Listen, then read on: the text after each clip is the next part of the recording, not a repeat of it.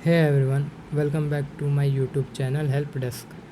Friends, आज की इस वीडियो में हम HTML इनपुट टैग्स से रिलेटेड हमारा पार्ट 2 होने वाला है, जिसमें हम जानेंगे HTML इनपुट एट्रीब्यूट्स क्या होते हैं और हमारे different attribute for the HTML input element के लिए हम क्या क्या एट्रीब्यूट वगैरह यूज करते हैं। एग्जांपल्स के तौर पे यहाँ पे हमारा देखेंगे input fields with initial default value.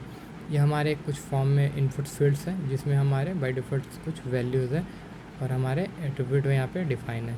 सो इन सब चीज़ों का हम कैसे यूज करते हैं इसके वीडियो सीरीज में हम जानेंगे। और ये हमारा इनपुट टैग से रिलेटेड एंड इनपुट एट्रीब्यूट्स का हमारा सारा कंप्लीट वीडियो सीरीज होने वाला है। साथ ही साथ इस वीडियो में फ्रेंड्स हम लोग थोड़ी सी वीडियो डिजाइनिंग वगैरह करेंगे और CSS स्टाइलिंग वगैरह का यूज करके हम थोड़ी सी अपनी फॉर्म को अट्रैक्टिव बनाएंगे। सो चलिए स्टार्ट करते हैं। सो ये फ्रेंड्स हमारा लास्ट वीडियो में जो हमने जिस पे काम किया था, इनपुट टैग्स के बारे में पढ़ा था, वो यहाँ पे हमारा डिफाइन है। सो चलिए अब हम अपने कोड में चलते हैं। यहाँ से फ्रेंड्स मैं सारे अपने इसमें कुछ हटाता हूँ। फ्रेंड्स, लास्ट वीडियो में हमने एक दो चीज़ें यहाँ पे मैं आप लोगों को बताया नहीं था, वो भी मैं इस वीडियो में कवर करने वाला हूँ। जो कि हमारा पहला हमारा ये होता है इनपुट रेंज, जो हमने एक रेंज यूज किया था।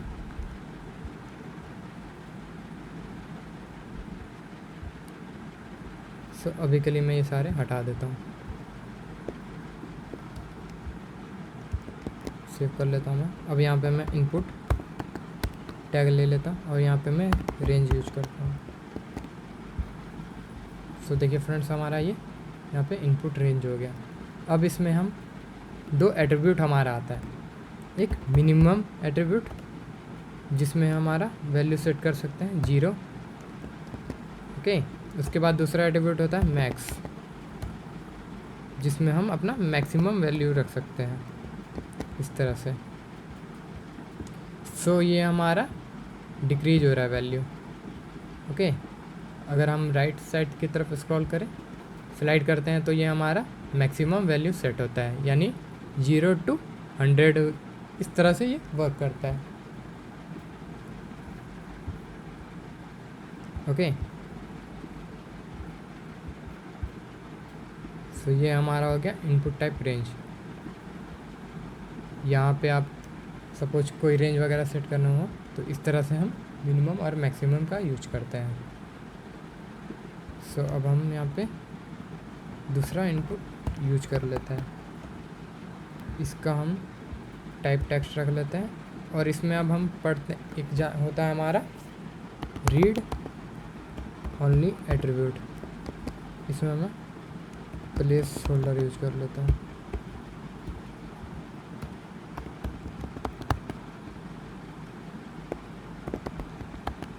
जो नेम ये, अब मैं इसमें एक वैल्यू एट्रीब्यूट यूज करता हूँ जिसमें हमारी वैल्यू होती है। वैल्यू एट्रीब्यूट में हमने कुछ वैल्यू डाल देता हूँ मैं, यूजर नेम।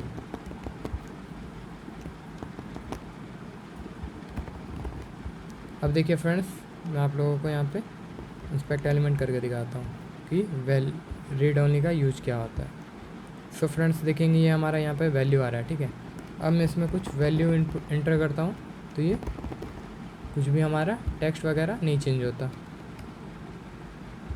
तो बेसिकली ये क्यों हो रहा है, यहाँ पे हमने एक रीड ओनली एट्रीब्यूट यूज किया है। ये क्या करता है हमारा, एक तरह से सपोज जैसे हम किसी अपने वेब पेज पे हमें सिर्फ कोई डेटा पहले से प्रीफिल दिखानी है बट उसे हम एडिट नहीं रखना चाहते, तो उसमें हम वहाँ पे रीड ओनली का यूज करते हैं। एक और भी एट्रीब्यूट होता है जिसको हम डिसेबल्ड बोलते हैं,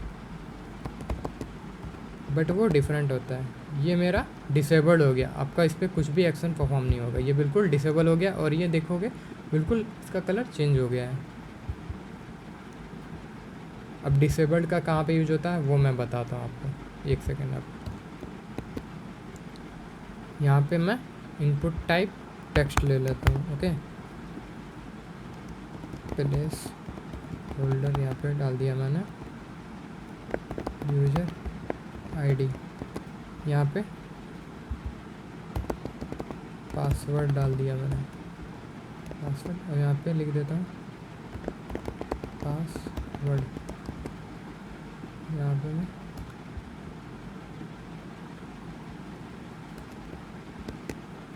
अब यहाँ पे मैं ले लेता हूँ इनपुट टाइप सबमिट।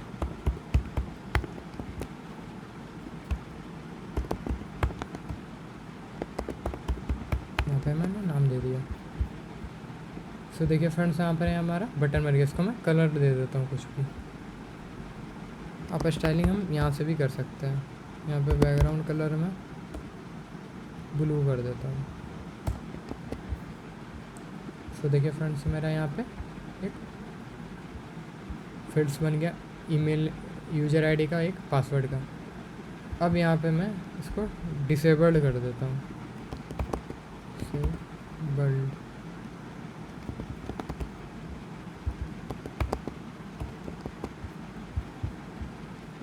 तो अब देखिए मेरा यहाँ पे लाइट हो गया। ये मैं बैकग्राउंड कलर हटा देता हूँ आपको। यहाँ पे मैं BR लगा देता हूँ, BR लगा दिया।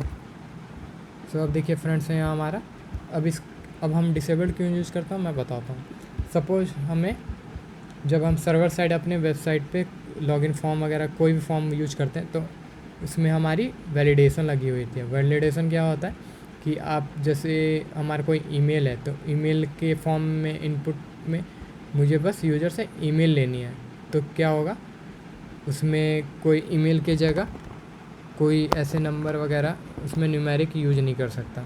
तो उसमें हम जब इसको डायनामिक करते हैं तो वहाँ पे हम वैलिडेशन लगाते हैं, जिसको हम वैलिडेशन बोलते हैं। वो हमारा हम फ्रंट एंड से यहीं पे चेक कर लेते हैं कि हमारा वैलिड है या नहीं। जो मैं अगर मुझे यूज़र की ईमेल भेजनी है तो वो ईमेल में जा रहा है या नहीं।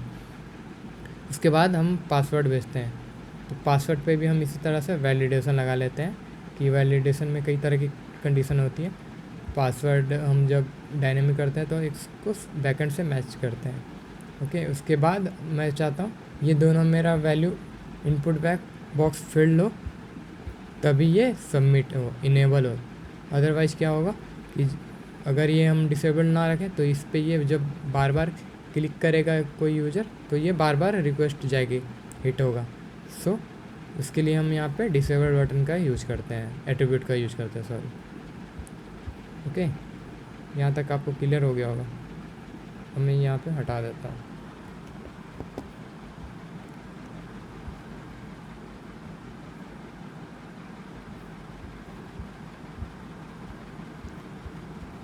अब यहाँ पे हम एक और इनपुट ले लेते हैं। यहाँ पे मैं प्लेस होल्डर कुछ भी ले लेता हूँ, यूज़र नेम। अब एक हमारा आता है यहाँ पे साइज प्रॉपर्टी। साइज में क्या होता है फ्रेंड्स, मैं अगर यहाँ पे साइज 4 कर देता हूँ उसका,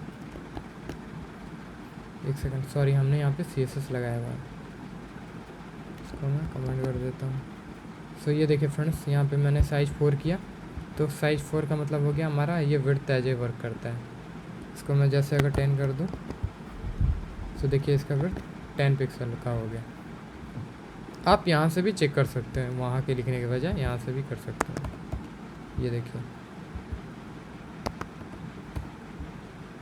यहाँ पे आप इसका साइज एट्रीब्यूट का यूज करके इस तरह से भी लिख सकते हैं। उसके बाद यहाँ पे एक हम मैक्स लेंथ यूज करते हैं। मैक्स लेंथ का क्या होता है फ्रेंड, इसमें हम कुछ मैक्स लेंथ सेट कर दिया हमने, सपोज 5 6 7 8 9 10। तो इसके बाद ये एंटर नहीं हो रहा। मैं अगर यहाँ पे 5 कर देता हूँ तो ये 1 2 3 4 5 6 6 ये हमारा इतना ही लेगा, इससे ज़्यादा नहीं लेगा न्यूमेरिक वगैरह। तो ये इसका यूज़ कब होता है, इसका यूज़ हम तब करते हैं जैसे कोई हमारा OTP वगैरह होता है किसी पेज फॉर्म में, तो आप लोगों ने देखा होगा कि हम अपना वहाँ पे OTP डालते हैं। जो OTP आता है हमारा वो मैक्सिमम किसी में 8 डिजिट होता है या किसी में 6 डिजिट होता है। तो वो अपने अपने वेबसाइट के अकॉर्डिंगली वो वहाँ पे अपने मैक्स लेंथ चेक करते हैं। जो इसका यूज बेसिकली एक वैलिडेशन के लिए होता है, क्योंकि अगर कोई आप फॉर्म वगैरह या कहीं पे अपनी OTP डाल रहे हो, अगर वो मैक्स लेंथ अगर नहीं चेक करेगा तो वो मतलब कितने भी डिजिट का वो OTP एंटर करके वो सबमिट हो जाएगा, जो कि उस वैलिडेशन को चेक करने के लिए हम हमारे यहाँ पे मैक्स लेंथ का प्रॉपर्टी आता है। अब यहाँ पे एक वैसा हमारा एट्रीब्यूट होता है मिनिमम लेंथ। मिनिमम भी हमारा इस तरह से वर्क करता है, हम या फिर ईमेल वगैरह में जैसे यूज कर सकते हैं। अगर मिनिमम यहाँ पे मैं 3 कर दूंगा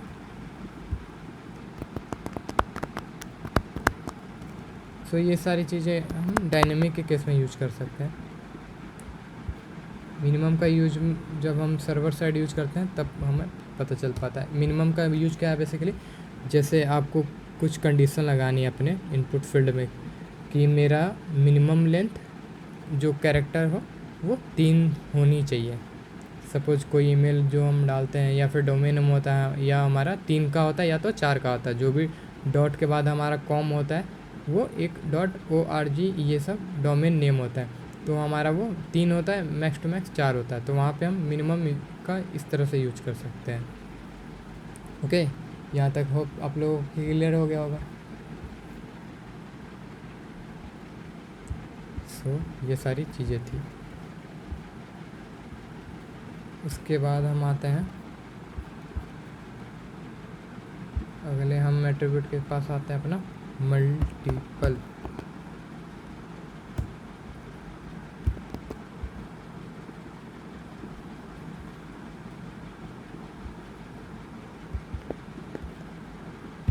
इसको मैं सेव करता हूँ और यहाँ पे इसका टाइप फाइल ले लेता हूँ। मल्टीपल का यूज़ फ्रेंड्स मैं बताता हूँ। मल्टीपल्स का यूज हमारा यहाँ पे कब होता है, जब मैं यहाँ से कोई इमेज डाउनलोड करता हूँ, सॉरी अपलोड करता हूँ। तो यहाँ पे मेरा 2 फाइल सेलेक्ट हो गया। अगर मैं मल्टीपल हटा दूँगा, अब मैं करूँ तो ये मेरा यहाँ पे एक ही सेलेक्ट कर रहा है। ये देखिए यहाँ पे मेरा एक ही टाइप सेलेक्ट कर रहा है फाइल। सो यहाँ पे मल्टीपल का ये यूज़ होता है। ओके, क्लियर है यहाँ तक आप लोगों को। इसके बाद अब हम यहाँ पे अगले एट्रीब्यूट के पास आते हैं हम अपना। यहाँ पे इसको मैं अब हमारा फ्रेंड्स आता है एट्रीब्यूट अपना पैटर्न।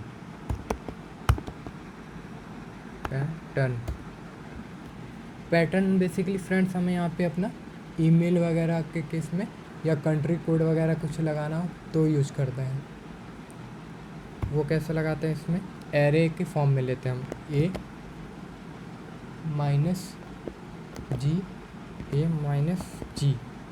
-G बेसिकली इसको -G बोलते हैं। यहाँ पे मैं 3 कर लेता हूँ। ओके, इसको मैं सेव करके रन करता हूँ। सॉरी यहाँ पे टेक्स्ट होगा। तो यहाँ पे हम अपने यहाँ पे कोई पैटर्न वगैरह सेट कर सकते हैं कि हमारा अल्फ़ाबेट हमें क्या रखना है, और जो हमारा कोई कंट्री कोड है तो वो कंट्री कोड हमारा जैसे किसी की 4 डिजिट रखते हैं, किसी की 3 डिजिट होती है, तो वो हम एक पैटर्न फॉलो करते हैं। सो ये सारी चीज़ें हम जब डायनेमिक वगैरह करते हैं तब यूज करते हैं इसे, बट पैटर्न इस तरह से यूज करते हैं।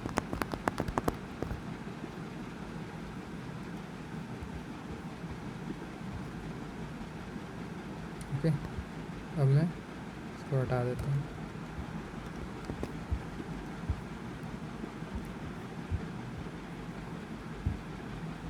अब हम यहाँ पे अगली आता है हमारा रिक्वायर्ड। रिक्वायर्ड का फ्रेंड्स मतलब होता है यहाँ पे रिक्वायर्ड्स भी बेसिकली हम वैलिडेशन के ही पर्पस से यूज करते हैं। जब हम फॉर्म अपना डायनेमिक वगैरह करते हैं तो कुछ फील्ड्स हमें जैसे कि दिखानी होती है अपने यूज़र को कि ये हमारी फील्ड्स मैंडेटरी है, इसके बिना आप सबमिट करके आप फॉर्म वगैरह सबमिट नहीं कर सकते। यहाँ पे मैं सबमिट का बटन ले लेता हूँ, पुट टाइप सबमिट यहाँ पर टाइप में ईमेल ले लेता हूँ। अब यहाँ पे मैं सबमिट करता हूँ तो ये देखिए मेरा यहाँ पे अलर्ट आ गया एक। इसको फिर मैं जैसे अलर्ट करूँगा please fill in this field कि मतलब ये हमारा, इसको आप ब्लैंक नहीं भेज सकते। तो ये सारी चीज़ जब आप फॉर्म डायनेमिक वगैरह करते हो तब काम आता है। उसी तरह से हमारा पैटर्न वाला जो था वो भी इसी तरह से वर्क करेगा।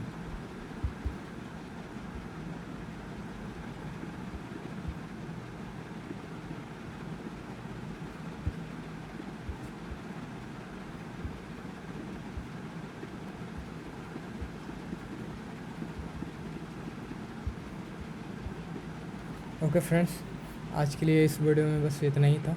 अगर वीडियो पसंद आया हो तो प्लीज़ लाइक करें, सब्सक्राइब करें। Thanks for watching. मिलते हैं अगले वीडियो में। फॉर्म टैग के बारे में पढ़ेंगे कि हमारा फॉर्म टैग क्या होता है। सो अभी के लिए bye bye, thanks for watching.